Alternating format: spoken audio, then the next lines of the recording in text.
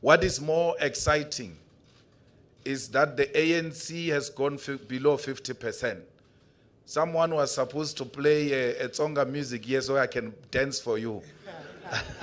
I'm the happiest man because when we started this mission in 2013, we said we are going to make sure that the ANC is out of power. And we did that in 2016, and the mission is continuing. So we are extremely excited. Whether it is the EFF, whether it's the DA or any other one who reduces the ANC majority to humble them, then we're happy. Because what is the strategic objective? The strategic objective is that the ruling party of thieves and gangsters that have turned against black people must get out of power. And I said this when we formed the EFF in Marikana, that the elephant is too big, but we'll eat it bit by bit. So we are more than happy with that outcome, more than happy with the outcome of the EFF, because even when major political parties are declining, the EFF stands firm and grows. Before you compare us with anyone, you must compare us with people who are national. And we are only three, by the way, in South Africa. It's the ANC, it's the DA, it's the EFF. None of them. IFP is in KwaZulu-Natal. And we know when it was formed, it was a cultural group. It was not a political party to concentrate on Zulu culture. So it hasn't gone beyond that, its original mission. Then you can go to any other party you so wish to go to. They are all regionalistic. So do not compare us with regional parties. We are a national party with a footprint everywhere. And when you compare the three national parties, we are the only ones who are consistently growing. None of the two are growing. And someone says, we are not growing at a pace where we want. No.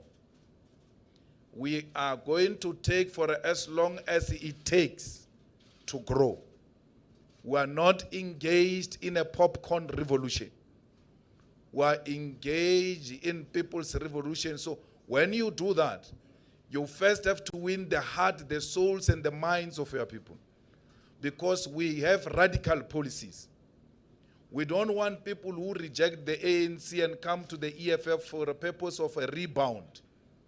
We want them to be in total love with the EFF because they appreciate and understand its policy.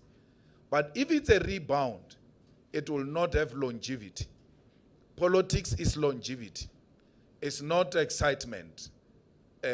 So this quick arrangement that people are looking for, we're not people of quick. We're people of longevity. So we are in a revolution for a very long time. And it will take whatever it takes. The ANC was formed in 1912. 1912. It only took power in 1994. After serious decades.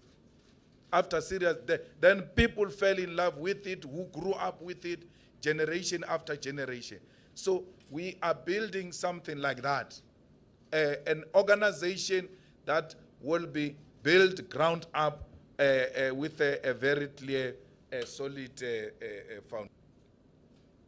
In the next 5 years, we as political parties should be signing a pact that in the next 5 years, there will not be a single household in South Africa without a flushing toilet. So that the journey to restore the dignity of our people starts now.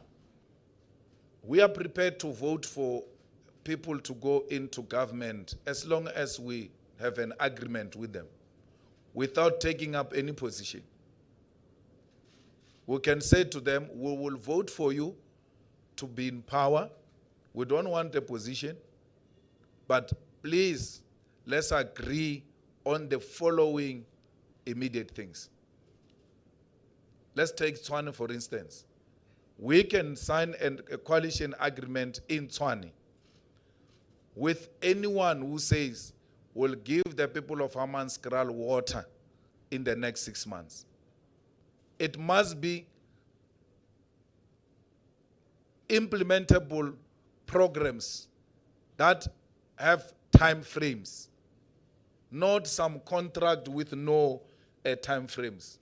We need things that are going to be done, and they're going to be done now, and our people must see them. The people of South Africa have voted, and their vote must be respected. We have no right to howl insult at the people of South Africa for choosing the way they chose. Nobody can impose himself or herself on the will of the people. We must accept this result and congratulate the people of South Africa for conducting peaceful elections and continuing to be exemplary in the continent of Africa. What's happening in Ethiopia is really unacceptable. We hope that they cease fire and we find an immediate African solution to that problem. We're happy with the attitude of President Kenyatta, who speaks very forthrightly and openly about the happenings in Ethiopia. And we think that press statements from AU are not enough. There should be, some form of physical, immediate intervention.